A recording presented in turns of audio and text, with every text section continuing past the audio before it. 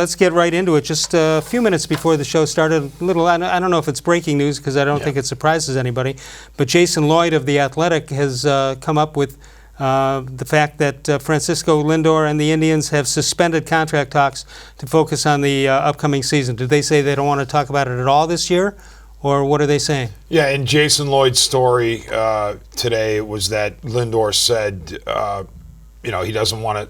They've tabled it. You know that. There's not going to be any discussions, presumably, as they focus on this season.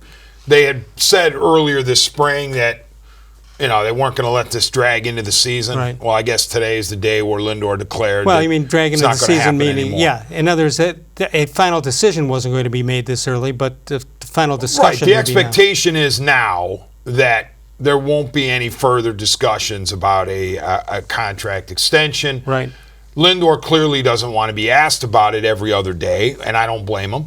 But to your point, your original point, Les, it shouldn't come as a surprise to anyone that the Indians were not able to come to terms on a long-term extension with Frankie Lindor. In fact, not only do I say that, I'm telling you that Frankie Lindor has priced himself out of this market by virtue of being a superstar. He's not going to re-sign here.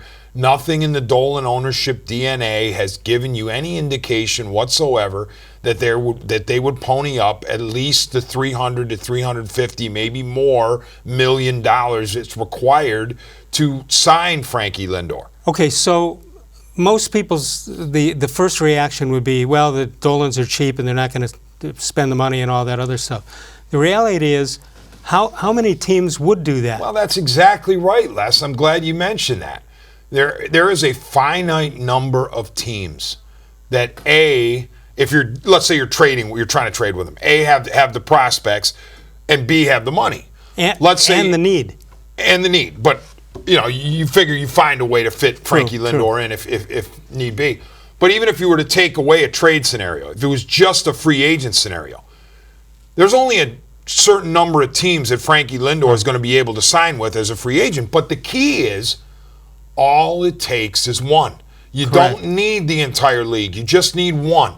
Look at Manny Machado and the Padres. People didn't necessarily think the Padres were going to pony up $300 million, but they did. What good did it do them? Well, it hadn't done much so far. But the point being is that a team can come out of left field, as it were, or shortstop, to sign somebody that you don't necessarily expect. But what I'm saying is there's nothing in the Dolan family track record that suggests that they would ever come close to meeting market value for Frankie Lindor. Therefore, you shouldn't be surprised about today's developments, today's quotes from Frankie, and also the reality that he's not going to be here long term. Okay, so a couple of things. Number one, Bryce Harper left the Washington Nationals last year, goes within the division to the Phillies. Yep. They don't make the playoffs. And the Nationals win the World Series, the whole thing. I mean, that's the argument. Games in the wild card. I mean, that's the argument. I'm not trying to stick up for the Dolans, but you can make a good argument that those big contracts don't necessarily guarantee you playoffs, let alone World Series. That's right. And we're not sitting here saying, neither one of us is saying that the Indians are better off eventually without Lindor. Of course not. You'd love to have Frankie Lindor for his entire career.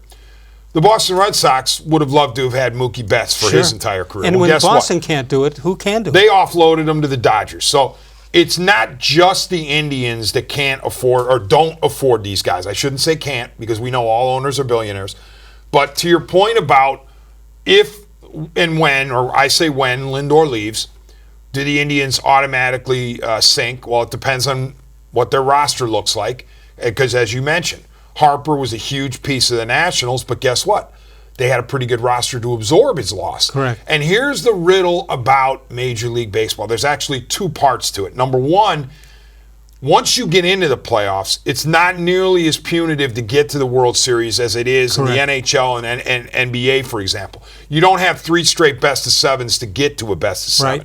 Number two... And in football, you have a couple of buys. The top 2 teams have the buys. Right.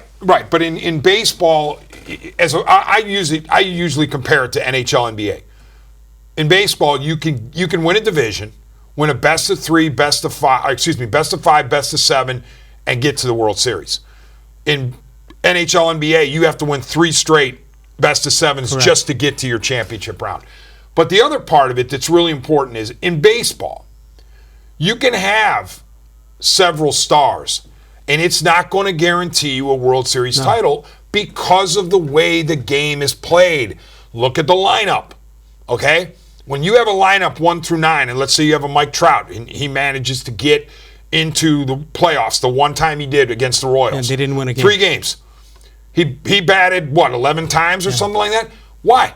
You can't run Mike Trout up to the plate every single time in a playoff game. You got to wait till his turn comes. Unlike in the NBA, if you have a star, you can get that star of the ball every single time if you so desire. So in baseball, you have to have more than just 1 or 2 stars in order to win. And one of them better be a pitcher. Yes, that's exactly right. Let's